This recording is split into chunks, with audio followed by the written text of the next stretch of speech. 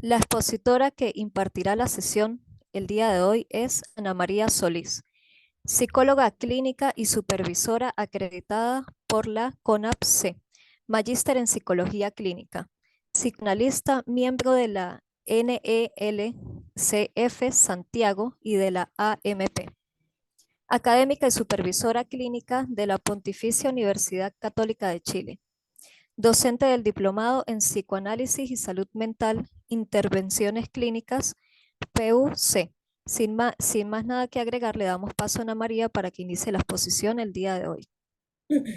Bien, muchas gracias, Grecia. Buenas noches a todas y todos. Voy a pasar a compartir pantalla para mostrarles como la PPT, que la otra vez lo hice sin la PPT y no me retaron. ¿Se ve bien? Sí, se ve bien. Ya. Bueno, primero que nada, pensar como qué es lo fundamental para la clínica psicoanalítica de orientación lacaniana, digamos, ¿no? Es una pregunta bastante amplia, ¿sí? Difícil de responder, porque efectivamente uno podría pensar que es algo que se podría definir y terminar en una definición, ¿no? Pero claramente no es algo que se agote, ¿sí? Em, Tal vez pensar, y esta es la propuesta de hoy, digamos, pensar justamente cuáles son los principios del psicoanálisis y en qué lo diferencian de alguna manera de otro tipo de clínicas, ¿no? Y me parece ahí fundamental ir pensando justamente en una clínica orientada por el sujeto, ¿no? ¿Qué quiere decir esto? ¿Sí? Que a diferencia, digamos, de otras clínicas, el centro del trabajo no va a ser con el yo, ¿no? Con el yo del sujeto, con lo que nosotros pensamos que es una identidad, digamos, ¿no? Con la personalidad, ¿sí? Con lo que se muestra en apariencia, digamos, ¿no? Sabemos perfectamente que el yo es un cúmulo de identificaciones, ¿no? Y que tiene una parte imaginaria no menor, ¿sí? Y que además también lo que ocurre con el yo es que es fundamentalmente paranoico, ¿no? Es fundamentalmente eh, rivalizante, ¿no? O sea, basta que ustedes se pongan en un taco, digamos, y que alguien no los deje pasar y como que se enfrasquen en una pelea o que alguien haga el amago, digamos, que se les va a poner delante eh, de la fila y algo va a pasar con ustedes, digamos, ¿no? O efectivamente si alguien viene a ocupar el mismo puesto de trabajo que yo tenía, algo va a pasar, ¿sí? ¿Por qué? Porque el yo es fundamentalmente una función o tiene una función de desconocimiento, digamos, ¿no? Porque por un lado desconoce de que su constitución depende del deseo del otro, ¿sí? O sea, nosotros dependemos de que alguien nos nombre, ¿sí? Que alguien nos desee para efectivamente ocupar un lugar en el campo del otro, pero también nos identificamos a una imagen, ¿sí? A una imagen que no es propia, ¿sí? Y en un momento además donde la experiencia del niño, ¿sí? Es la experiencia de un cuerpo fragmentado, ¿no? O sea, piensen que Lacan trae esta referencia, digamos, que es como una especie de metáfora, ¿no? Donde él dice que entre los 6 y los 8 meses, la madre toma al niño, lo pone sobre le presenta al espejo, digamos, ¿no? Frente al espejo y le dice, ese eres tú. El niño reacciona con júbilo, ¿sí? Pero ese cuerpo, la vivencia real de ese cuerpo es que es un cuerpo que no ha adquirido, digamos, la motricidad. Entonces es la experiencia de un cuerpo fragmentado, ¿no? Entonces, por un lado, la función de desconocimiento tiene que ver con que mi existencia depende del deseo del otro, y por otro lado, ¿sí? Tiene que ver justamente con que el yo es otro, o sea, la figura con la que yo me identifico en la imagen es otra cosa, es solamente una imagen, no es otra cosa, ¿sí? Eh, ¿Por qué es importante esto? Porque me parece que estamos en una época donde la individualidad, ¿sí? Y la promesa por la felicidad está a la orden del día, ¿no? Como si efectivamente le ponemos empeño, digamos, ¿no? Si efectivamente ponemos de nuestra parte, si cambiamos la manera de pensar, como si fuera fácil hacer eso, digamos, ¿no? Efectivamente podemos lograr, digamos, la felicidad, ¿sí? Y entonces todo lo que queda por fuera de eso, ¿sí? Sujetos que teniendo todo para ser felices, digamos, ¿no? No lo logran, o sujetos que en realidad actúan ciertas cosas eh, sin necesariamente eh, pasar, digamos, como por una pregunta respecto de lo que le pasa, ¿sí? Eh, quedan como calificados, digamos, como trastornos de personalidad, o que en realidad el paciente no coopera, ¿no? Es que el paciente no entiende, ¿sí? Y entonces queda del lado de la responsabilidad del paciente el poder de alguna manera hacer algo con lo que le pasa, pero del lado de la voluntad, ¿se entiende eso, no? Es como si por fuerza de voluntad yo pudiera hacer ciertas cosas que en mi vida no he podido hacer, digamos, ¿no? Como si por fuerza de voluntad yo pudiera dejar de sentirme mal, ¿no? O dejar de sufrir.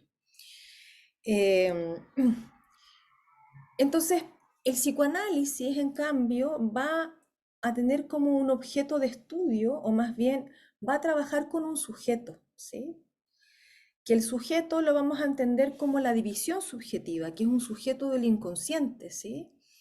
Que aparece en el lapsus, aparece en el acto fallido, aparece en el sueño, aparece en el síntoma, ¿no? Que es ahí justamente donde el yo se desconoce. Dice, ah, ¿por qué dije esto? ¿No? O sea, hay que tener una relación al inconsciente con eso, ¿no? Con que un error no sea solamente un error, sino que más bien algo quiere decir respecto de mi posición, ¿no?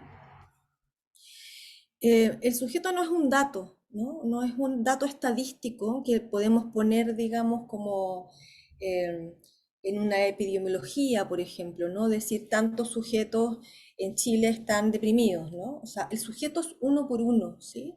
Y hay que hacerlo aparecer, ¿no? Entonces, Freud y Lacan, digamos, van a decir justamente de que el sujeto o el individuo, ¿no? Las personas no son dueñas de sí mismas, ¿sí? Que eso es una ilusión, digamos, ¿no? Que justamente en la época moderna, donde Freud eh, crea su obra, ¿no? Donde efectivamente había una cierta promesa de libertad frente al Estado, frente a la Iglesia, digamos, ¿no? Una libertad que iba a ser de alguna manera adquirida por el trabajo, por la producción, ¿no? Justo en ese momento Freud dice, lo lamento, pero nosotros no somos libres, ¿no? Por un lado, estamos sujetos a otra escena, ¿sí? Que es el inconsciente, y por otra parte está la pulsión, ¿sí? Que justamente es la energía psíquica y corporal, digamos, que nos lleva a hacer cosas que nos hacen mal, ¿sí? O sea, ¿cómo entender, por ejemplo, a alguien que tiene diabetes, ¿no? Que efectivamente sabe que si se come el dulce va a morir, ¿no? Pero aunque le hayan cortado un pie, digamos, va y se come el pedazo de torta, ¿no? ¿Cómo pensar que somos sujetos, digamos, que podemos comer hasta que nos duela el estómago, ¿sí? O podemos dejar de comer, ¿sí? O podemos ser adictos al trabajo, ¿no? O podemos de alguna manera hacer cosas que van en contra, o sí, lo voy a decir así, como en contra de la vida, ¿no? Hacemos un montón de cosas que nos hacen mal y que sabemos que nos hacen mal, pero aún así lo hacemos. No es una cuestión cognitiva, no es una cuestión de inteligencia. Es que el goce que implica la pulsión es mucho más avasallador, digamos, ¿no? O como determina mucho más nuestra conducta, ¿sí? Porque la pulsión es una exigencia de satisfacción, ¿sí? O sea, piensen el sujeto que es toxicómano, digamos, ¿no? O sea, sabe que le hace mal, pero no puede hacer otra cosa, ¿sí? Entonces, una clínica orientada al sujeto también implica una ética, ¿sí? Entender de que hay una ética del deseo y una ética del goce, ¿no? Si pudiéramos hablar de objetivos, si se pudiera hablar de objetivos en psicoanálisis, ¿no? La idea es que el sujeto encuentre un arreglo con su deseo y sus goces, ¿no?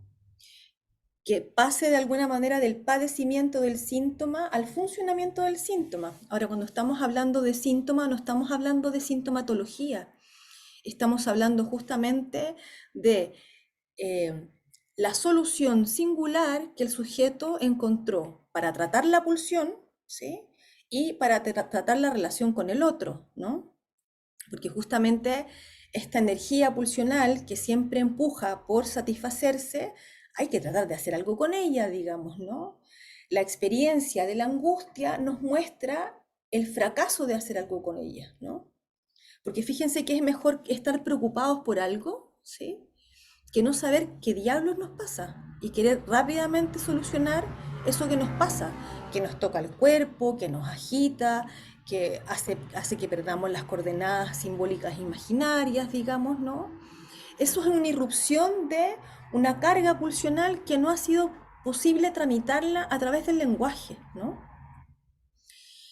Entonces, ¿qué queremos hacer? Es producir la singularidad máxima, ¿sí?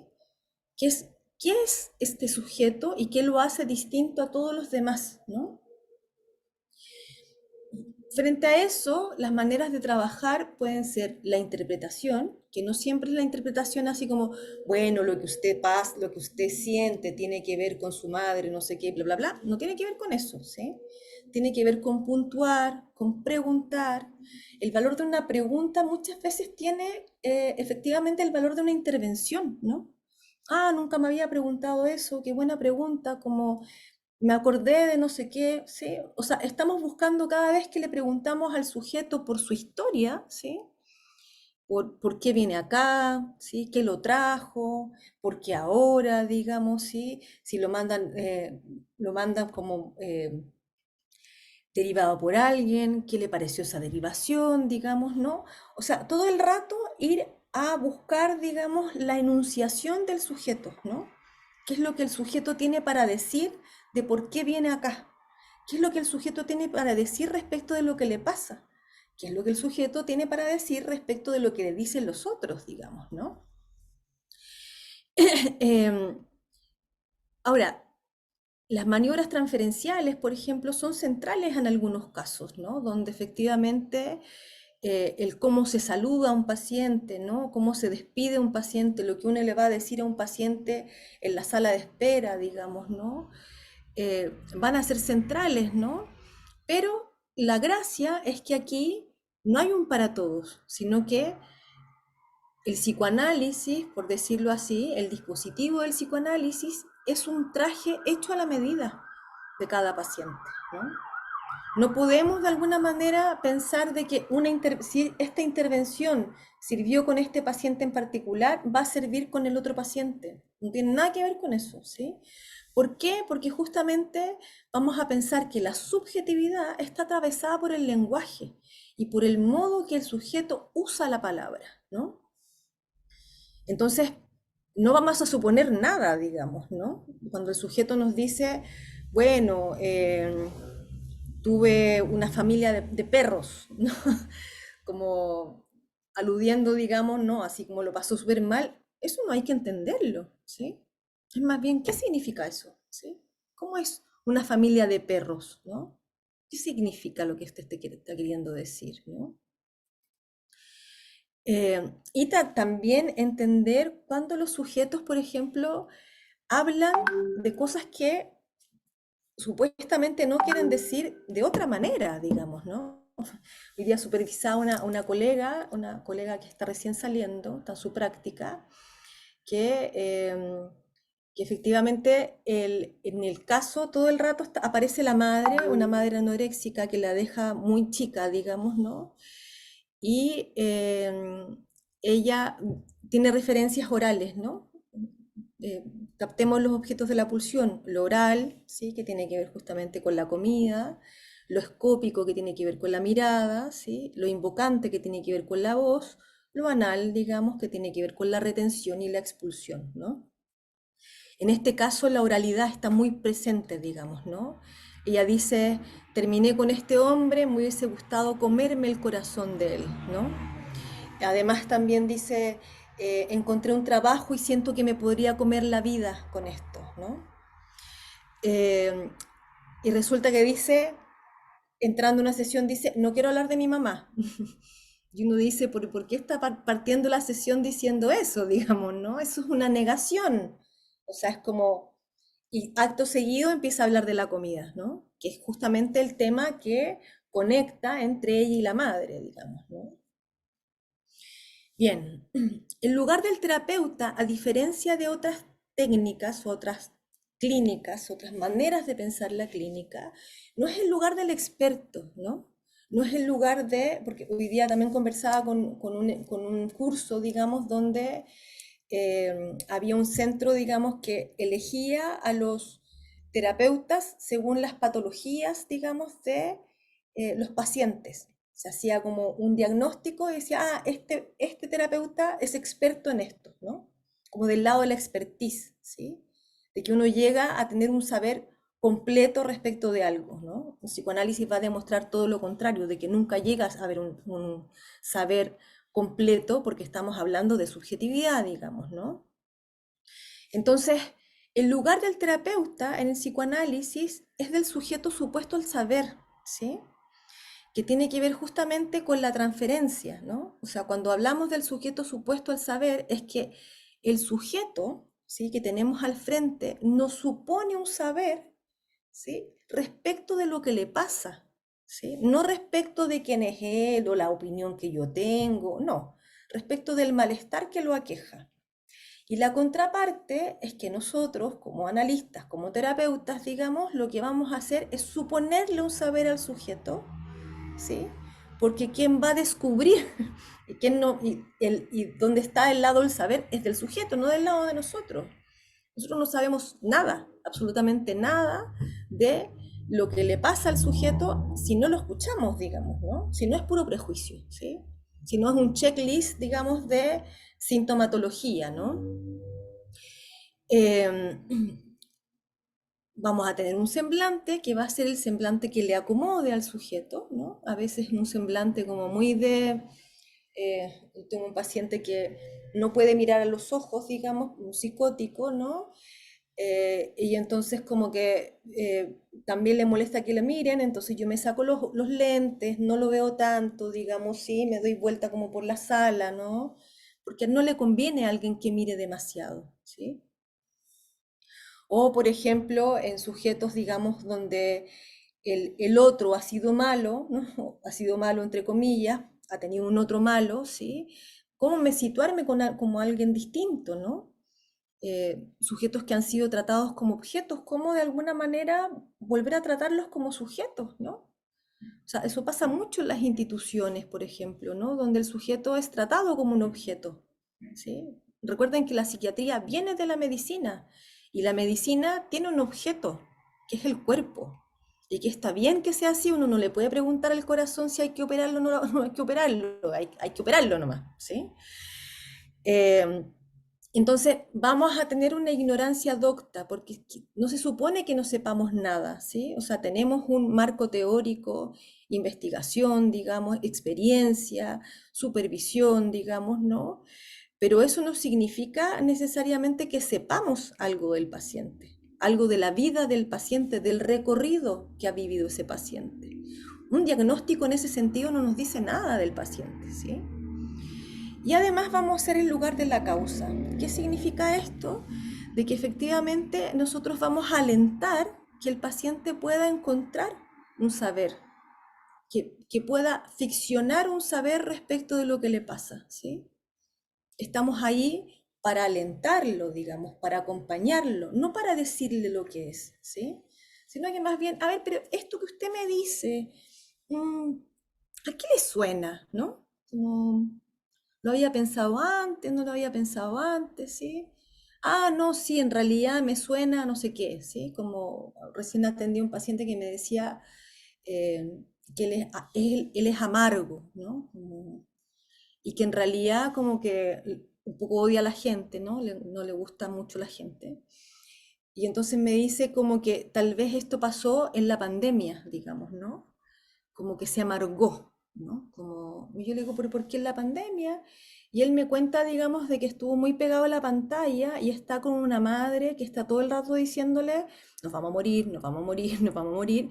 Y además, fíjense el goce de este sujeto que empieza a leer libros así como de historia de Chile terribles, porque fue justo después del estallido social, la pandemia, historia de Chile terribles, así como, y empieza a amargarse, digamos, ¿sí? Porque en realidad la humanidad no es tan amable, digamos, ¿no? El lugar del paciente, también el sujeto supuesto al saber, es analizante, no es paciente, ¿sí? Es analizante en tanto está en una posición activa, ¿sí? Quien interpreta su propio inconsciente es el paciente, no es uno, ¿sí? Les comento así un caso brevemente, ¿no? Una chica que viene diciendo la sesión anterior, digamos, de que ella es como una radio, que siempre le decían que hablaba mucho, ¿no? Que habla mucho, siempre está hablando. Entonces, cuando era chica le decían que era como una radio. Y entonces, como que es una chica que habla mucho, pero dice poco. Entonces, yo le digo que qué particular que alguien que hable tanto diga tan pocas cosas sobre ella. Y corto la sesión, que es la canción, digamos, ¿no? Siguiente sesión, se tiende en el diván, evidentemente está muy enojada conmigo, ¿no? Pero no me dice. Entonces empieza a decirme, empieza así, y yo toso bien fuerte. Y ella dice, bueno, es que estoy un poco complicada con decirte esto porque en realidad me sentí un poco valorizada, digamos, por tu intervención, porque yo he dicho muchas cosas acá, digamos, ¿no? Y entonces como que no sé por qué, no sé lo que no he dicho, no sé qué, bla, bla, bla. Y empieza como a hablar un poco como de las cosas que ella ha dicho, sin un tono de enojo, y me dice así como, pero no creas que estoy enojada, que es otra negación, ¿no? Entonces como que yo le digo, ah, ¿cuál es el tema con el enojo, no? Y ella me termina diciendo de que cuando ella se enoja se queda callada, ¿sí? Entonces fíjense que como de alguna manera esa intervención que a ella no le gustó, digamos, ¿no? Habla justamente de la relación que ella tiene con decir ciertas cosas. Ella, después de esto, dice que dice cosas para alabar al otro, pero que efectivamente no dice muchas cosas de ella, ¿sí? Entonces, finalmente, cuando yo le digo, cuando ella dice, bueno, y en realidad cuando me enojo, lo que hago es callarme, ella se mata de la risa, ¿sí? Porque ella misma encuentra la interpretación, ¿sí? En lo que ella está diciendo. O sea, como viene a pelearse conmigo porque yo le digo que habla poco, ¿sí? Pero resulta que efectivamente se queda callada cuando está enojada, digamos, ¿no? Hay un saber no sabido inconsciente y la fuerza de la pulsión, que me parece que eso es lo ético, ¿no? Entender de que el paciente está dominado por el inconsciente y además también dominado por la pulsión. No es que sea mala onda, no es que no tenga falta de voluntad, no es que no adhiera al tratamiento, digamos, no es que le falten palitos para el puente y todas esas otras cosas que se le pueden decir a los pacientes, no tiene que ver con una deficiencia, ¿sí? Sino que tiene que ver con una existencia, que es el inconsciente y la pulsión, ¿no? Ahora, el modelo de la enfermedad en la clínica orientada al sujeto, ¿sí? Es del conflicto psíquico, ¿sí? O sea, esto viene desde Freud. Freud decía como, bueno, se encuentra un representante, ¿sí?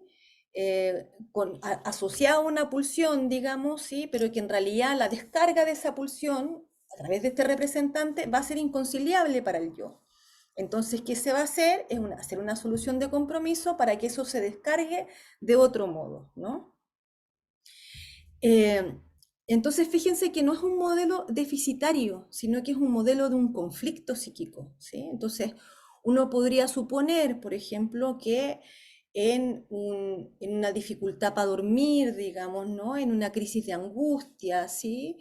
En una dificultad de poder encontrar pareja, en una depresión, no hay una enfermedad, hay un conflicto psíquico a la base. Y que ese conflicto psíquico tiene que ver con la realidad psíquica del sujeto y que en ese sentido algo de eso se puede trabajar no del lado de la patología, ¿no? La ética en psicoanálisis va a ser algo fundamental, ¿sí? Pero fíjense que Freud va a dar vuelta a la cuestión, ¿no? Porque hoy en día tenemos como el DSM-5, ¿no? Que interesante como DSM-1, DSM-2, DSM-3, DSM-4, DSM-5. ¿Por qué creen que pasa eso, no? Porque justamente siempre hay un sujeto que se sale de la clasificación. Hay algo hay algo que no se puede clasificar todo el rato, ¿sí? Hay algo que es indómito, digamos, a la clasificación. Y que yo creo que eso es súper interesante porque fíjense que ahora la ampliación del TEA, ¿sí? Donde todos podemos tener TEA hoy día, ¿sí? Busca justamente eso, como ampliar tanto el espectro, digamos, ¿sí? Que cualquier persona puede estar ahí, ¿no?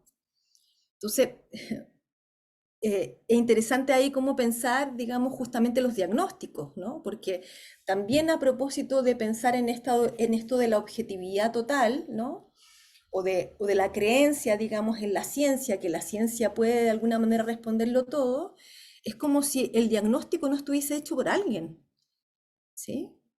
El diagnóstico lo hace alguien desde algún lugar, ¿no? Y eso es justamente lo que trata de atrapar Freud, ¿no? Dice que, y lo dice Lacan también, ¿no? Quien está en el banquillo de los acusados es el analista, no el paciente. Y esto quiere decir que el analista, para poder escuchar, tiene que analizarse, ¿sí? Tiene que saber cuál es su fantasma, cuál es su prejuicio, digamos, ¿no? ¿Dónde le aprieta el zapato? ¿Sí? Porque todos tenemos prejuicios, todos tenemos ideas de cómo las cosas deberían ser y todos tenemos buenas intenciones, además, ¿no? Eh, el camino del infierno está plagado de buenas intenciones, lo sabemos, ¿no? Entonces, necesitamos de alguna manera conocer cuáles son nuestros lados oscuros, digamos, ¿sí? Para que eso no se entrometa en el relato del paciente, digamos, ¿no? Además, la supervisión constante, ¿no? O sea, estar efectivamente eh, expuestos, ¿sí? Voy a ocupar esa palabra, expuestos, digamos, a que otros puedan decirnos cosas respecto de nuestro trabajo, ¿no? A veces estamos muy acostumbrados a estar en la consulta o en el box, ¿sí? Sin decir mucho lo que nosotros hacemos, ¿sí? Tratando, eh, pensando, digamos, que lo estamos haciendo mal o como lo podría haber hecho de otra manera, y en el peor de los casos pensar que lo estamos haciendo fantástico, ¿no? Me parece eso mucho más riesgoso, ¿sí? Y la formación teórica, pero que va a ser una formación teórica para universitaria, porque tiene que ver justamente con la relación que yo tengo con los conceptos, ¿no? No con lo que me dice el profesor, ¿sí? Sino que más bien cómo yo trato de investigar algo que para mí me hace preguntas, ¿no?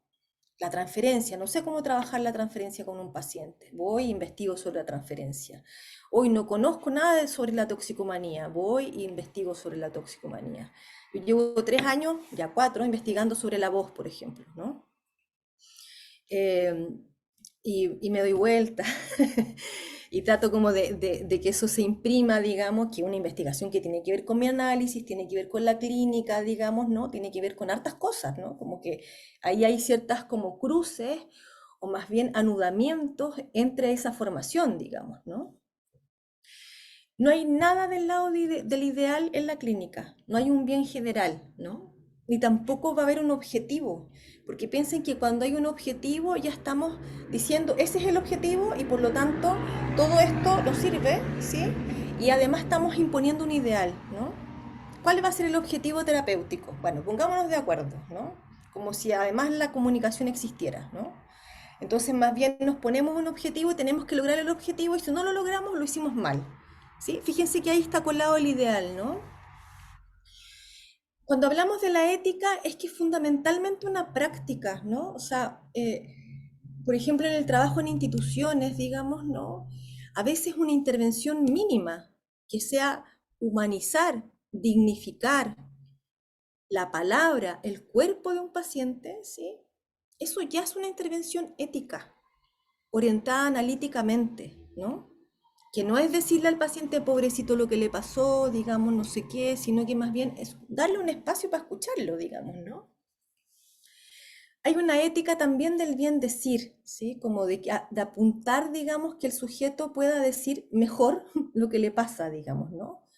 No estoy diciendo que lo narre de una manera diferente, sino que más bien que sea lo más fiel a su deseo, ¿sí? La ética de las consecuencias también, ¿no? O sea, por eso les decía, las buenas intenciones pueden dejar un desastre, digamos, ¿no? Y por eso siempre una intervención no es algo que uno prepare desde antes, es algo que sucede, digamos, es contingente, ¿no? Y que en ese sentido vamos a medir el efecto de esa intervención por sus consecuencias, no antes, ¿no? O sea, nosotros no podemos saber, podemos predecir, ¿no? O sea, por ejemplo, la meteorología trata de predecir ciertas cosas, ¿no? Pero otra cosa es lo que pasa realmente el día que supuestamente iba a llover y después hicieron 40 grados, ¿no? Se entiende la lógica, ¿sí? No los veo, pero... eh, la ética del goce también, ¿no? Entender de que hay ciertas maneras de gozar y que esas maneras de gozar tienen una función para el sujeto, ¿no? O sea, la otra vez una mujer, digamos, que había perdido a su hija, ¿sí? Eh, y bueno, esto es una supervisión institucional, digamos, ¿no? Había perdido a su hija y entonces todas las noches ella se toma una botella de vino, ¿no? Hasta apagarse, ¿no? Y es como, la, la discusión institucional es como, bueno, para que ella ingrese tiene que no estar con consumo, ¿no? Pero, ¿qué pasa si le sacamos el consumo a esa mujer? ¿Qué consecuencias podría tener en ese momento sacarle el consumo? No es que avalemos todo el rato que ella se tome una botella de vino diaria, no sé, bueno, cualquiera podría tomarse una botella de vino diaria, da lo mismo, digamos, ¿no? Pero aquí más bien es como, ¿cuál es la función que tiene para ella eso, ¿sí? Y qué se le puede ofrecer a cambio, digamos, ¿no? Porque efectivamente eso, ella lo dice, duerme mi dolor, digamos, ¿no? Entonces hay que escuchar qué solución posible ha tenido el sujeto frente a un sufrimiento como ese, como la pérdida de un hijo, ¿no? Eh, los principios de la clínica tienen que ver justamente con esto que les decía, no hay estándares, no hay protocolo, pero sí hay principios, ¿sí? O sea, primero que nada, el psicoanálisis es una práctica de la palabra, ¿no? Y cuando decimos palabra, estamos diciendo significantes, ¿no? O sea, yo tengo una paciente que todo el rato hace un gesto, ¿no? Así como, hace así, ¿sí? Y es un gesto que efectivamente ella cree que todo puede ser perfectible. Entonces, como que ella anda arreglando cosas por la vida, ¿no? Entonces, esto es una palabra, ¿no? Si no, no podríamos atender en lenguaje de señas, por ejemplo, o no podríamos atender personas que, que por cualquier razón están con alguna dificultad para hablar, por ejemplo, ¿no? Vamos a pensar que el sufrimiento está articulado al lenguaje además, ¿no? O sea, porque efectivamente nosotros sufrimos por lo que nos dijeron, o por lo que no nos dijeron y esperábamos que nos dijeran, digamos, ¿no? Si ustedes escuchan el sufrimiento de un paciente, siempre tiene que ver con algo que le dijo el otro, ¿no? En este mismo caso que les decía de la chica que quiere hablar de la mamá, pero que no quiere hablar de la mamá, pero que sí quiere hablar de la mamá, lo que ella dice es como, porque llega con un tema vocacional, digamos, ¿no? Como que efectivamente ella debería estudiar algo en la vida, que es el ideal, digamos, ¿no? Porque no sé si todo el mundo va a ser feliz estudiando algo, pero estamos así como sociedad, digamos, como empujados a ser exitosos, ¿no? Entonces, el padre le dice algo así como, ¿qué vas a hacer con tu vida si no estudias? ¿Sí? Entonces, lo que ella dice es como, no sé dónde voy a parar, ¿no?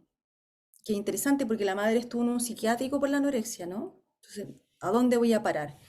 Y además la hermana le dice que el padre le dijo a ella de que ella no iba a terminar la carrera, ¿sí? Entonces fíjense que todas esas frases son súper yoicas, ¿no? Como tiene que hacer no sé qué cosa, ¿no?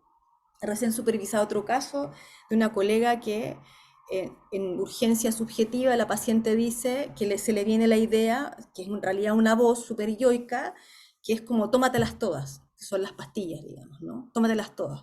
Y ella está todo el rato peleando con eso. Y fíjense que siempre está articulado el lenguaje, ¿no? Que efectivamente como cuando uno sueña, sueña cosas que son lenguaje, uno piensa cosas que no quiere pensar, incluso dice cosas que no quiere decir, digamos, ¿no? Eh, la causa siempre va a ser libidinal, ¿sí? Que tiene que ver justamente con la renuncia a la satisfacción, ¿sí? Eso es muy freudiano, hoy día podemos ponerlo en tensión, digamos, ¿sí? Si hay una renuncia a la satisfacción o más bien hay un exceso de satisfacción, ¿sí? Y que eso también produce malestar, digamos, ¿no? Produce exceso, ¿sí? Exceso de todas las formas, digamos, ¿no? Eh, el inconsciente y el valor de verdad del sujeto. O sea, vamos a pensar que lo que el paciente nos dice es el lugar donde el paciente vive, es su realidad psíquica, digamos, ¿no?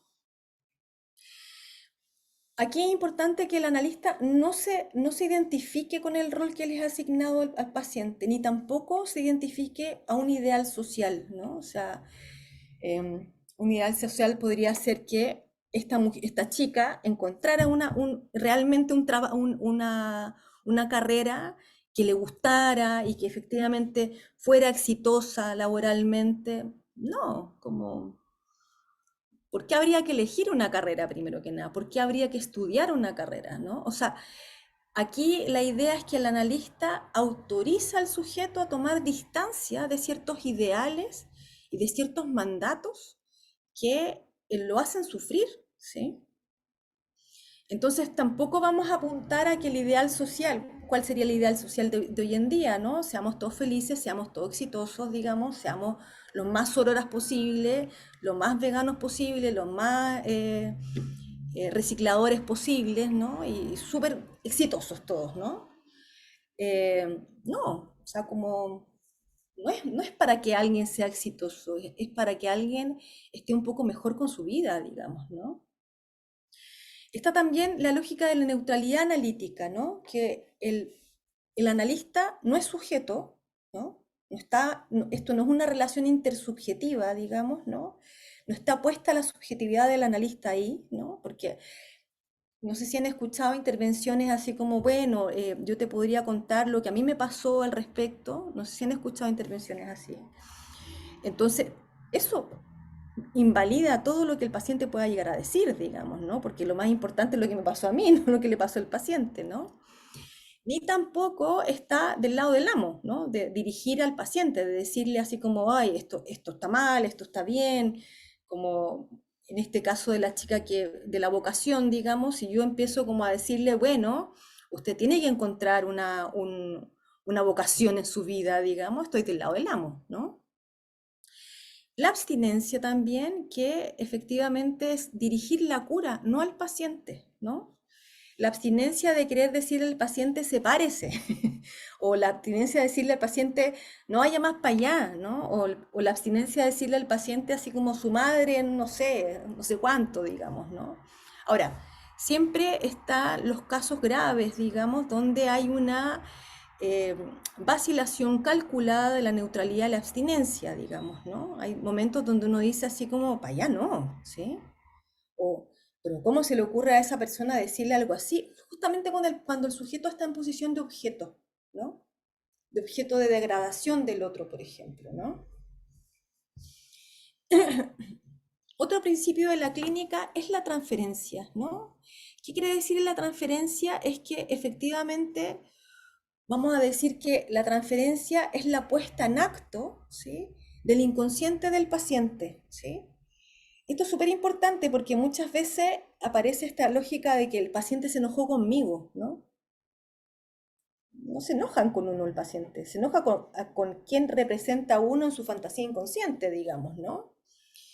Eh, entonces, más bien vamos a entender de que cuando el paciente se presenta, lo que hace es repetir la relación que tiene con el otro, ¿no? El otro día un paciente me decía, bueno, yo te voy a decir, mira, no me gusta esto, no me vengáis con esto, no me vengáis con esto otro, esto tampoco y esto tampoco, ¿sí?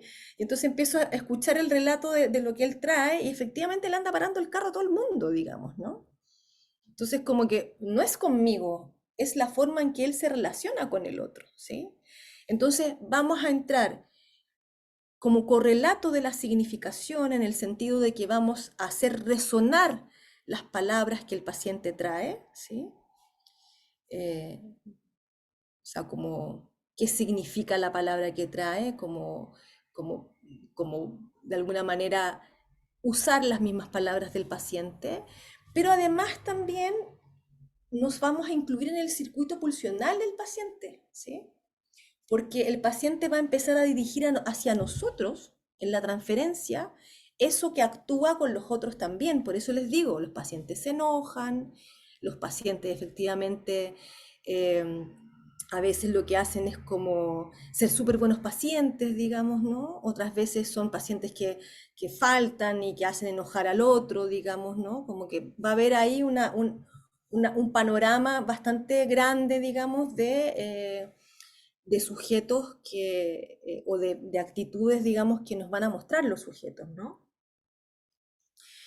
Em, Vamos a pensar que cuando recibimos un paciente, voy a apagar la estufa, no me voy a desaparecer. Em, Cuando recibimos un paciente, ¿sí? No lo vamos a evaluar así como con pruebas psicológicas, digamos, ¿no? Así como si tiene los criterios o no cumple los criterios, digamos, para entrar a un proceso o no, sino que vamos a evaluar, ¿sí? Su demanda, ¿sí? Es como, ya, entonces, ¿qué espera usted de este proceso? No, yo espero esto, ok, ¿sí? La demanda siempre se acoge, nunca se responde, ¿sí? Porque la demanda siempre es una demanda de amor, no es una demanda de lo que están demandando, ¿se entiende? O sea, como vienen pacientes diciendo, eh, recuerdo una paciente que decía como, bueno, yo lo único que quiero es separarme de mi marido, ¿sí? Entonces, para separarme de mi marido, yo lo que tengo que hacer es ser independiente económicamente, ¿no? Entonces, como que quiero ser súper independiente económicamente, no sé qué, porque quiero separarme de mi marido, quiero separarme de mi marido, no sé qué. A la segunda sesión lo que le ocurre es justamente que se manda un show en la pega y la echan, ¿sí? O sea, efectivamente lo que está demostrando ahí es que no quiere separarse del marido, ¿no? Entonces aquí, ojo con guiarnos, digamos, con lo que el paciente dice, ¿sí? Porque vamos a escuchar el paciente en dos, en dos frecuencias, digamos, en dos niveles, ¿no? Uno es el enunciado, que es yoico, ¿sí? Mira, yo en realidad no quiero hacer esto, ¿sí? Enunciación, pero igual lo hago, ¿no? ¿Se entiende? Son dos niveles distintos, ¿no? Y vamos a tratar de escuchar en este nivel de enunciación que tiene que ver con la palabra acto, ¿no? Con que en realidad yo digo algo y hago eso, digamos, ¿no? Eh, Como les decía al inicio, es caso a caso, ¿sí? Es dar el lugar al sujeto, fuera de la lógica del para todos. Cuando ya estamos diciendo, chuta, este paciente me recuerda a este otro paciente, es que estamos escuchando algo, digamos, del lado de lo imaginario, estamos comparando pacientes, ¿no? No hay comparación entre un paciente y el otro. Si hacemos la comparación respecto de la sintomatología, ¿sí? DSM-4, DSM-5, vamos a poder comparar los pacientes, vamos a poder hacer estadística con los pacientes, ¿no? Pero si escuchamos el uno por uno es irrepetible, ¿no? Y no con lo que lo hace singular respecto de cómo se viste, dónde vive, no sé qué, sino que más bien lo que lo hace singular es la relación que el sujeto tiene al goce y al deseo, ¿sí?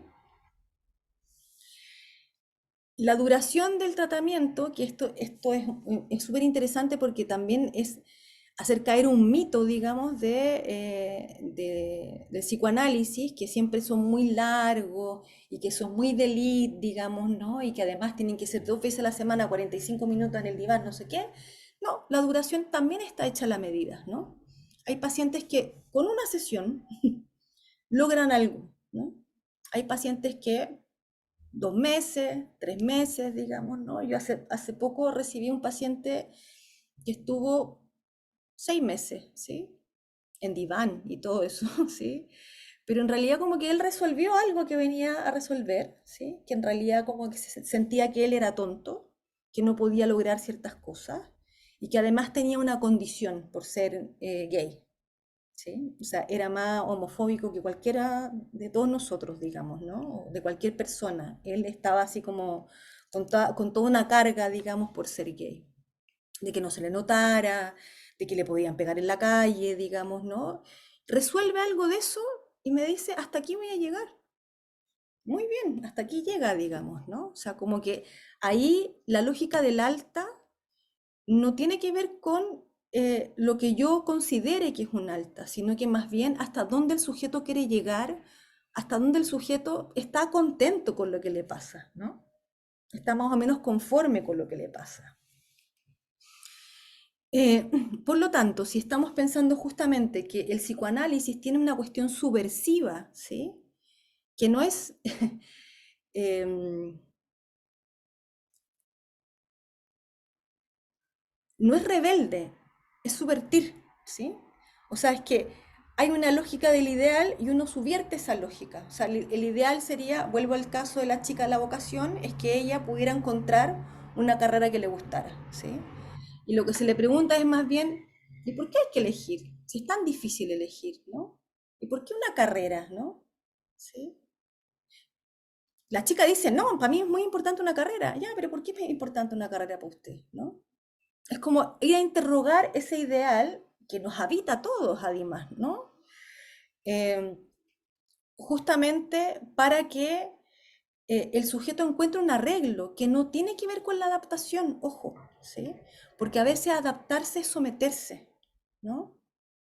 No tiene que ver con adaptarse, digamos, eh, a un ideal social, a un ideal familiar, digamos, ¿no? Yo recibo muchas mujeres que a propósito de la proliferación, digamos, de libros de psicología y de la teoría del apego, por ejemplo, vienen consultando porque no son tan buenas mamás. Y como a nadie le enseñaron a ser mamá, ¿no? O sea, como el cabro chico no sale como con un manual, digamos, ¿no? Y que por mucho que leamos manuales y manuales, digamos, siempre va a haber algo que excede, ¿sí? Porque además también los niños no, los hijos nos interpelan, digamos, ¿no? Eh, y entonces como muy culpables porque sienten rabia con los hijos, muy culpables porque tienen fantasías, digamos, de tirarlos por la ventana. Y es como, ¿quién no ha tenido esas fantasías, no? Es como, lo voy a decir así, como hacer algo cotidiano, ¿sí? Algo que está muy juzgado por la sociedad, ¿sí? Eh, no hay por qué ser la mejor mamá, ¿no? Es como soltar, que el sujeto suelte esos ideales, ¿no? Ahora, la solución la encuentra el sujeto, ¿sí? Y esa solución siempre va a ser singular. Nunca va a ser algo que tenga que ver con la identificación con el analista, con lo que el analista dijo que debía hacer, digamos, ¿no? Es más bien justamente con que hay algo ahí de una solución que la psicosis enseña mucho respecto de eso, digamos, ¿no? Como solución, digamos, de gritar, hablar muy fuerte, por ejemplo, un paciente que yo trabajé en una institución, hablaba muy fuerte porque eso le permitía no escuchar las voces, ¿no? Entonces, como si uno lo adaptara, le dijera así como, usted no puede hablar tan fuerte porque aquí no se puede, lo correcto es hablar bajito, lo que uno le quita es la invención para que él no escuche estas voces que lo invitan a matarse. ¿Se entiende, no? Em, Cuando hablamos que el malentendido es estructural, es que en realidad para Lacan la comunicación no existe, ¿no? Porque todo el rato, cuando nosotros escuchamos algo, lo pasamos por el sedazo de la realidad psíquica, que Lacan lo llama fantasma, ¿no? Que tiene que ver justamente con cómo yo interpreto lo que el otro me quiere decir, ¿no? Sobre todo cuando eso que el otro quiere decirme es enigmático para mí, ¿no? Entonces yo voy a tener una realidad psíquica y cada vez que el otro me hable, ¿no? Yo voy a interpretar eso que el otro me dijo respecto de mi realidad psíquica, ¿no? Eso se puede ver muy bien en las parejas, ¿no? Como, es que tú me dijiste esto, ¿no? No, es que no fue como lo que me dijiste, sino fue la manera en que me lo dijiste, ¿sí? No, pero es que no sé qué, no, pero es que mira la mirada que pusiste, ¿no? Esa mirada, no sé qué. Y uno va interpretando, ¿no? O el visto, que me encanta ese ejemplo, ¿no? El visto, y uno como empieza así como con la maquinita, ¿no? Ta, ta, ta, ta, ta. Ah, en realidad tal vez no debía haber dicho esto, o a lo mejor fui muy osada, muy osado, digamos, a lo mejor no le gusté, tal vez lo que me puse, no sé qué. O sea, de ahí al infinito y más allá, digamos, ¿no? Pasa con los mails también, ¿no? Con él nos juntamos, pero él no llegó, digamos, ¿no? O sea, todo el rato estamos acudiendo, digamos, a eso que vamos a llamar fantasma, porque de alguna manera protege, ¿sí?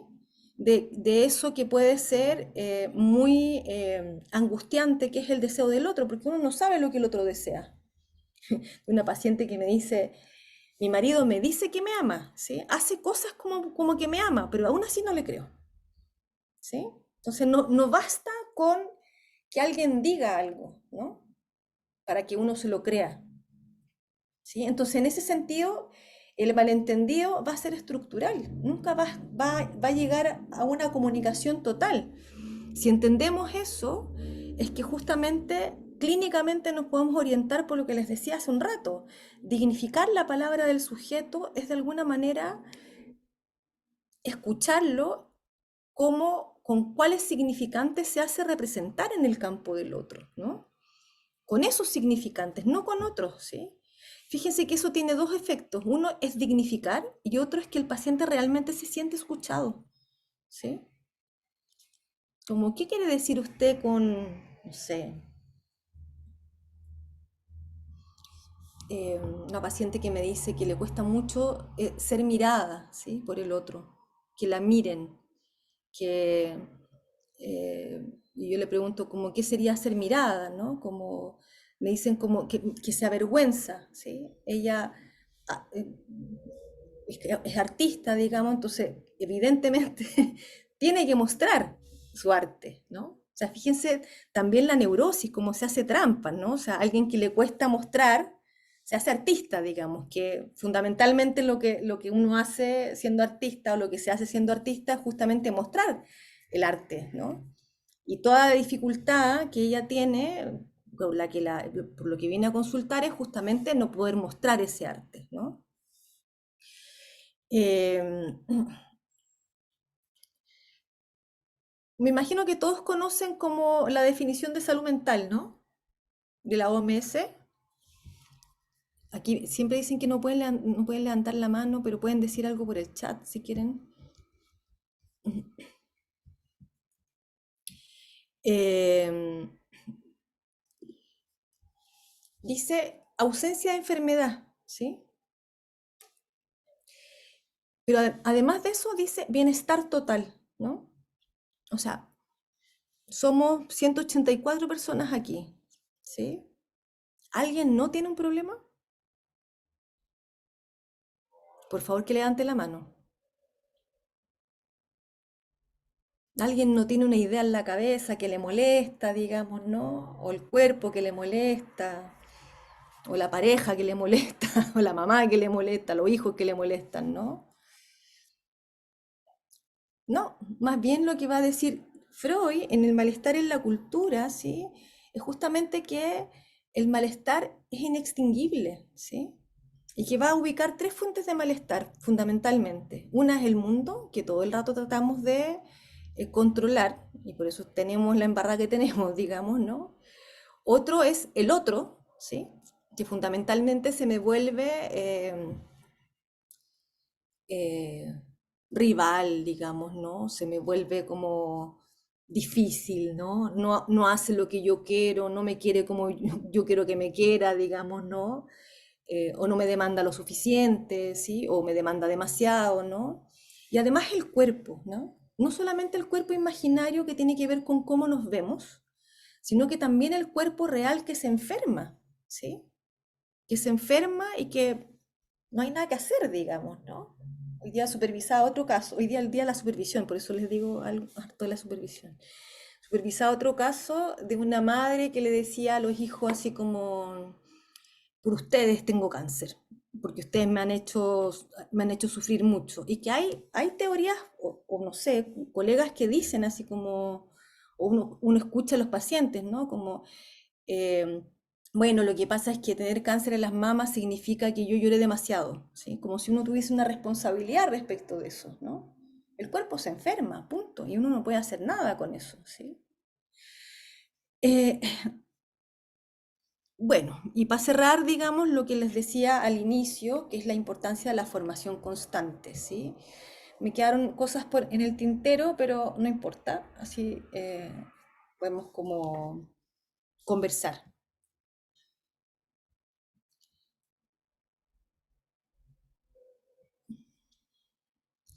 Voy a dejar de compartir pantalla para que le damos espacio a la conversación, ¿les parece?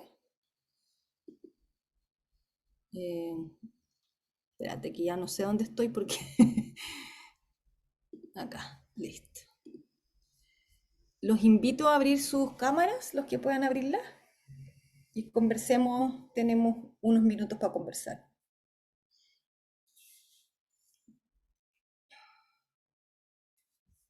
Hola Francisca. Nicole, ¿cómo estás? Tanto tiempo.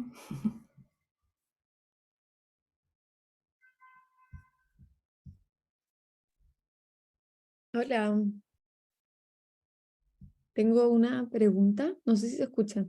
¿Sí? Ya. Me queda una duda en cuanto a los objetivos en psicoanálisis, em, ¿cómo hacer? Porque los pacientes llegan un poco como queriendo decirnos cuál es su objetivo o armar un objetivo en conjunto las primeras sesiones. ¿Cómo, cómo hacer que el paciente sienta que este objetivo de alguna forma se está cumpliendo? A mí me pasa que a veces los pacientes me dicen, ¿cómo me doy cuenta que estoy mejorando? ¿Cómo me doy cuenta que estoy avanzando en el objetivo?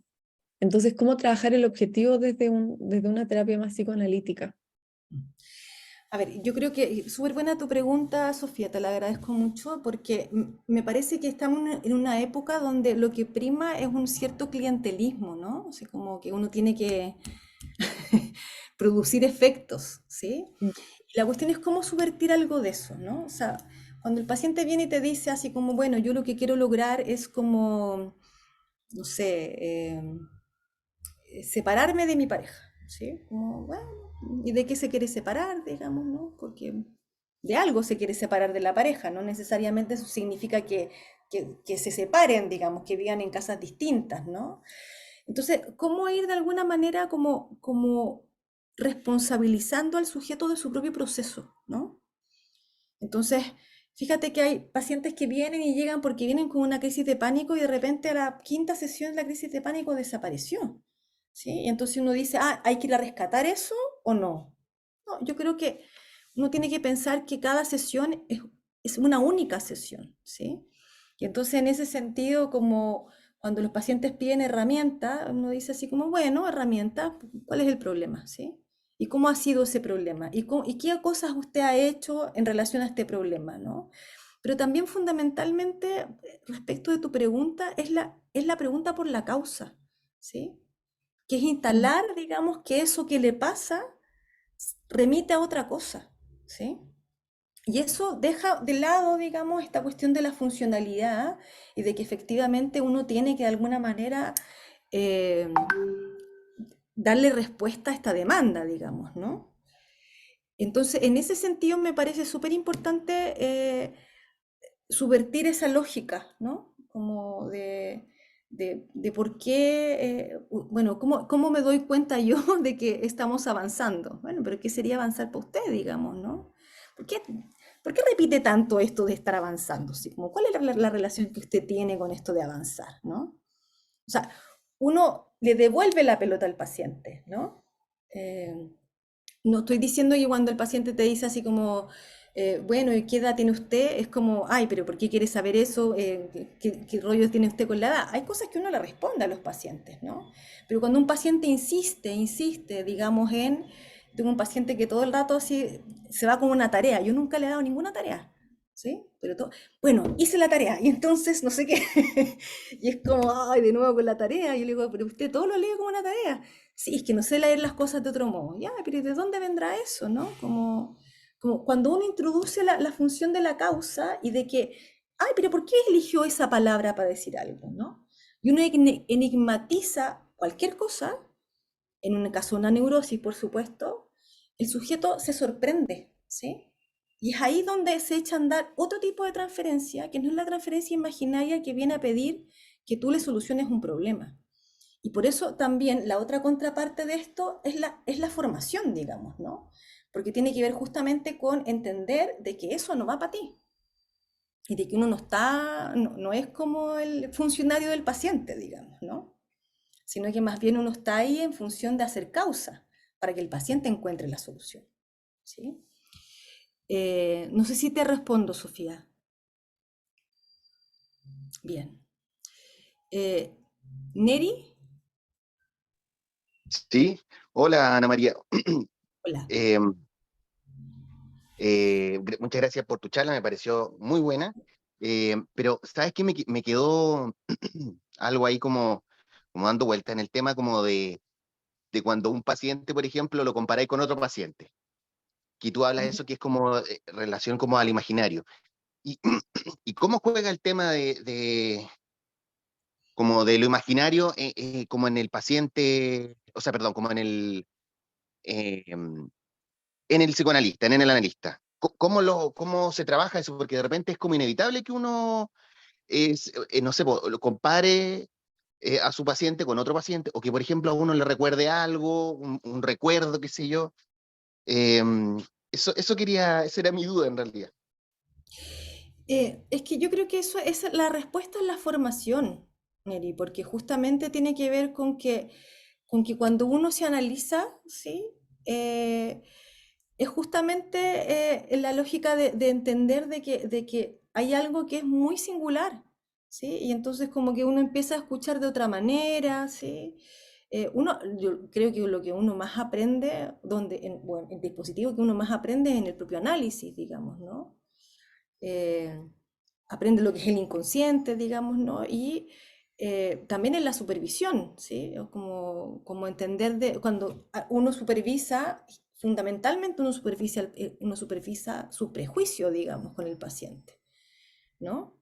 Entonces, en ese sentido, me parece importante entender de que eso lo da la formación, no lo da otra cosa, ¿sí? No es algo que, o sea, algo que también pasa, digamos, ¿no? O sea, evidentemente pasa. No estoy satanizando lo que a uno le pasa con un paciente, a uno les pasa cosas con los pacientes. La cuestión es no actuarlo ahí, ¿sí? Ese es el punto, ¿no? Eh, Neri, no sé si te respondo, si me perdiste.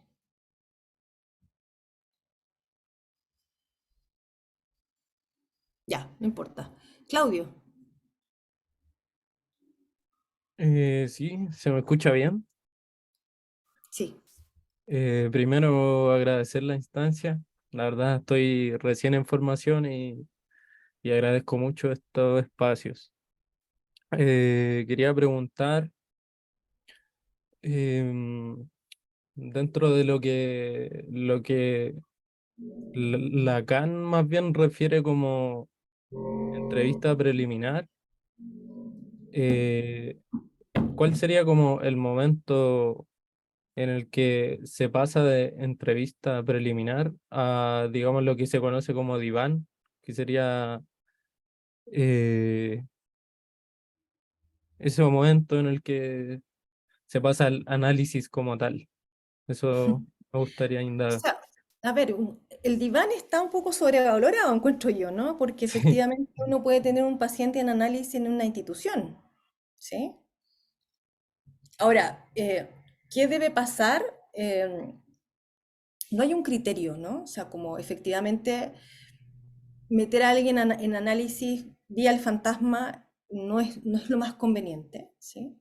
Como por el fantasma, digamos, sino que más bien por el síntoma, ¿sí? Y cuando el paciente efectivamente quiera saber algo sobre lo que le pasa, ¿no? Respecto de ese síntoma. Yo creo que es importante ubicar el síntoma ahí, ¿no?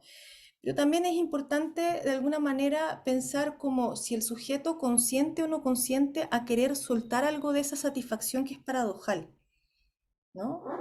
en esta chica de la vocación, que vuelvo a traerla, ella dice, no sé, ¿sí? No sé, no sé, no sé, no sé, no sé, no sé, está todo el rato con el no sé, ¿sí? Y entonces, no sé si ella lo quiere soltar, digamos, ¿no? Eh, Hay un paciente también que él en un momento me dice, porque tiene dificultades, digamos, para hablar de sobre sí mismo, no sé qué, y entonces como que va a su cuarto fracaso matrimonial, digamos, ¿no? Y él me dice, es que no doy más, no doy más, no doy más, no doy más, y yo le digo, mezquino, y le corto la sesión. Entonces, la siguiente sesión llega y me dice, es verdad, yo me esquino, ¿sí? Me pongo en una esquina cuando se empiezan a hablar de cosas personales. Pero llega un momento donde me dice así como, yo entiendo lo que me está pasando, yo vine aquí con una pregunta, porque él quería trabajar su TOC, ¿sí? Que en realidad es que un mirón y que le anda mirando la falla al otro, digamos, ¿no? Así como dice que no me, tiene un amigo que es pintor y dice que no me invite, que no me invite, que no me invite, porque cuando lo invita y él le pregunta así como, oye, ¿qué te parece? Él le dice, dedícate a otra cosa, esta cuestión es una mierda, le dice, ¿sí? Entonces como que él no va a renunciar a su yo. Entonces me dice así como, pucha, me voy con miles de preguntas más, ¿no? Y, y efectivamente como que no puedo, me dice, no sé si voy a poder. Como que yo te podría decir voy a cambiar, pero no sé si quiero cambiar, ¿sí? Y mi matrimonio va a terminar igual que los otros, ¿sí? Y yo le digo que bueno, que para eso hay que poder perder algo, digamos. Pero me dice que no sabe, él no sabe si está dispuesto a perder. ¿Se entiende, no? Entonces, si no hay esa sesión, digamos, ¿sí? Acá lo va a decir la libra de carne, digamos, ¿no? Que es pagar con el goce, no va a pasar mucho.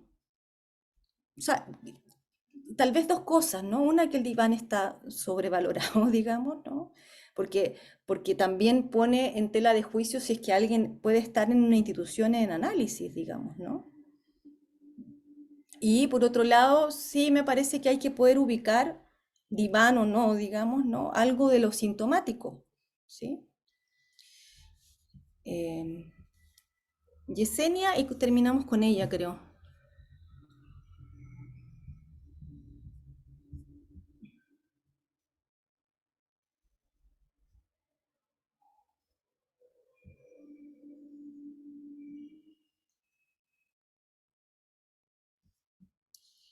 Ah, hay que abrirle el micrófono. Yo te abro el micrófono. Creo que lo puedo hacer. Eh, tu, tu, tu, tu, tu, tu. Mm,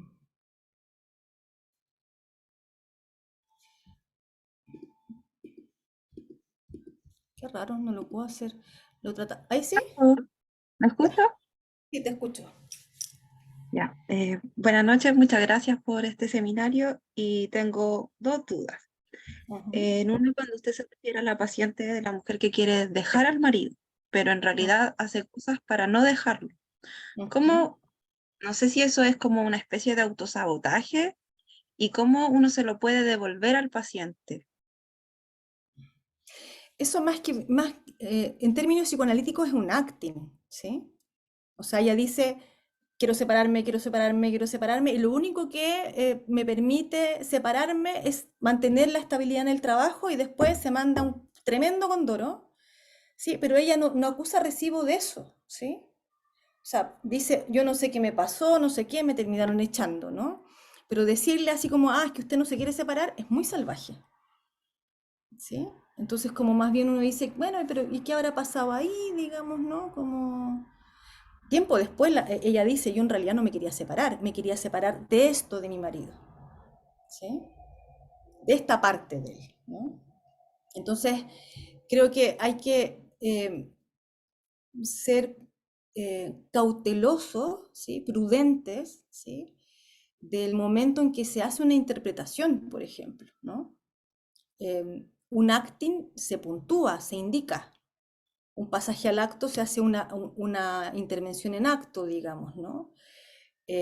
Pero no se le puede decir como de frente, ¿no? Como lo mismo con el fantasma, ¿no? Si el fantasma es lo que protege, uno no le puede decir, no, que en realidad su papá no quiso decir eso, digamos, ¿no? Ah, es lo que ella escuchó, digamos, o él escuchó, ¿no? No sé si respondo tu pregunta, Yesenia. Sí, pero tenía otra duda.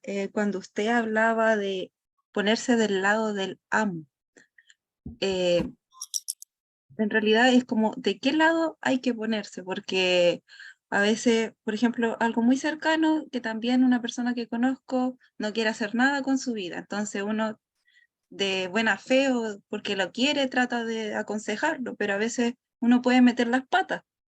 Entonces, O sea, ¿cómo ayudar? si uno es familiar de alguien hay que meter las patas, digamos, ¿no? O sea, se meten las patas, ¿sí? Por eso uno no atiende a familiares, ¿no? El otro día no sé quién me decía así como, bueno, tú que eres psicóloga, puedes trabajarlo de la mejor manera. Mentira. Yo antes de ser psicóloga soy la mamá de esa niñita, digamos, ¿no? Hablando como de mi hija, ¿no? Entonces como que los familiares están para meter las patas, ¿no? Como para decir, oye, ¿sabes que a mí me parece que esto no, digamos, ¿no? Y, y la terapia tiene que ver justamente con esa neutralidad, ¿sí? Porque si no nos transformamos como en el tío, la mamá, la amiga, no sé qué. No, yo creo que hay que ser específicos, digamos, de cuál es nuestra función, ¿sí? Entonces, no es del lado del amo, es del lado, digamos, de causa del deseo, digamos, ¿no? De efectivamente dejarse moldear por el paciente, ¿no? Uno termina siendo como lo que el paciente necesita, ¿sí? Muchas Eso. gracias. Bien, estamos en la hora, yo me tengo que ir. Para los que preguntaron por la diapositiva, no, ¿cómo se llama? PPT, yo le diría transparencia a la cuestión, ¿no? Eh, las van a mandar, entiendo, ¿sí? Así que, pucha, ojalá que nos veamos en el diplomado para quienes se ganen la beca. Ya pues, que estén muy bien, buenas noches. Chao, chao.